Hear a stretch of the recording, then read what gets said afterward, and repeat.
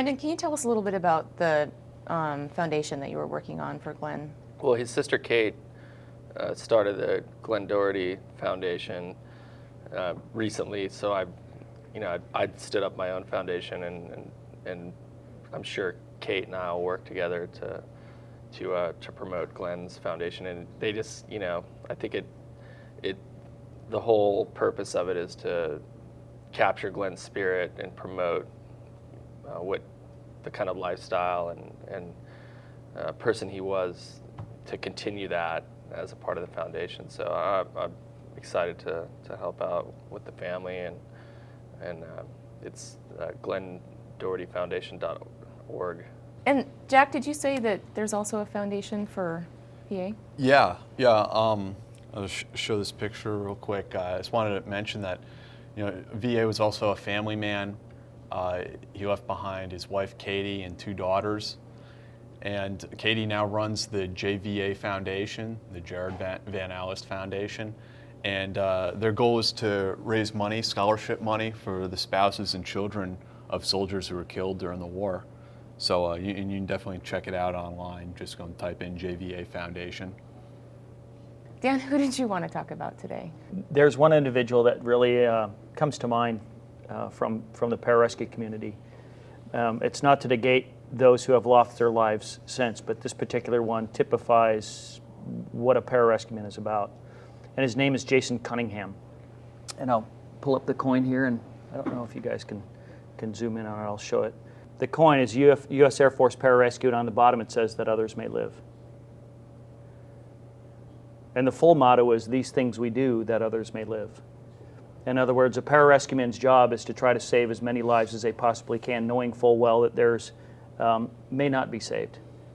And Jason Cunningham typified exactly what that motto says. He was a young man, 26 years old, beautiful wife, 2 small children. He would be what we would call in the community as a young one, greenhorn. He'd just come out of the technical training, the 2 years of just becoming a pararescueman, being able to wear the beret, and was just really getting out and starting to be able to apply all that when 9/11 hit, and he got deployed.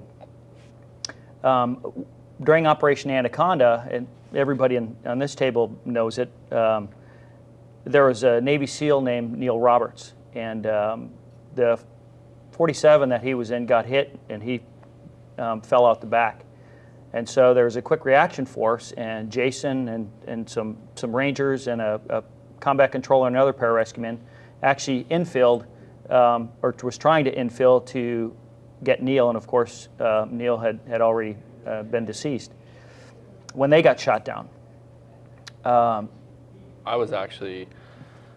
We were with the Danes in Bagram, and we had our own QRF, or Quick Reaction Force element, and we got on that helicopter, and we're sitting on the ground, and they were trying to coordinate who was going to go in there and get those guys, and the Rangers ended up coming on, I believe, with Jason, and we got off the helicopter, and so it's a little surreal for me too, getting on a helicopter and right off, and less than 30 minutes later, that same helicopter is shot down. So, well, in Jason, part of what we do as pararescuemen is we're highly specialized, not only medics but shooters, and we typically don't do the direct action kind of stuff on our own. We don't have the numbers to be able to do that, but quite often we are in support or embedded somewhere with SEAL teams, with Rangers, and those kinds of things, doing these sorts of operations.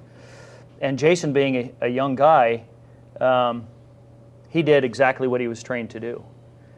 He started treating the wounded, and they were being just barraged by small arms fire and rocket-propelled grenades and those kinds of things.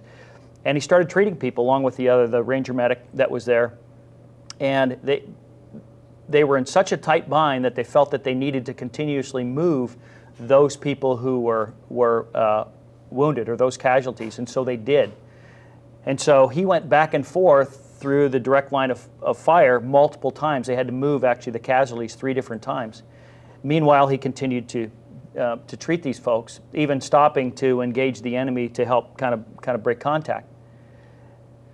After a fair number of hours, Jason was treating a young Army Ranger, and he got hit. He actually got hit twice.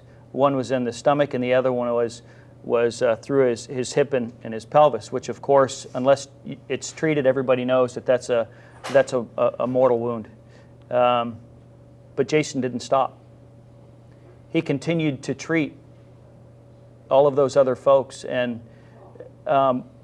in part of the debriefing, all of those folks who did survive that he had treated say that it was because of him that they lived. And they tried to, and I believe you were on the other helicopter, these guys tried to go back in to recover those casualties, but the area, the Takagar mountain there was overwhelmed, and they couldn't go in, so they called them off. And I think it was 17 hours later they were finally able to go in. Well, 90 minutes prior to that, Jason had passed away. And so part of the reason I want to bring that story up is because although I didn't know Jason, like I said earlier, I knew Jason because we're all part of the same cloth. But in our own minds, we always try to reflect, given the same situation, would we do exactly that? Would we give it our all? And we don't know until the opportunity presents itself. And so for a young man directly out of school, having a wife and two small kids, and going to do what we all want to do, live by the motto, these things we do that others may live, and saving all of those lives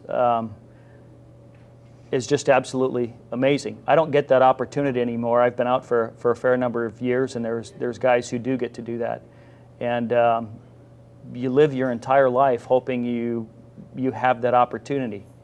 And Jason did it, and he's changed my life in a way that has probably made me look past the cover. You know, they always say never judge a book by the cover. Jason was a pretty unassuming guy, and so you kind of learn to go, what you see on the outside is not necessarily what the strength and the courage and the patriotism is on the inside. It's really when when things get down and dirty, how they respond is what really tells the measure of the man. And he measured up.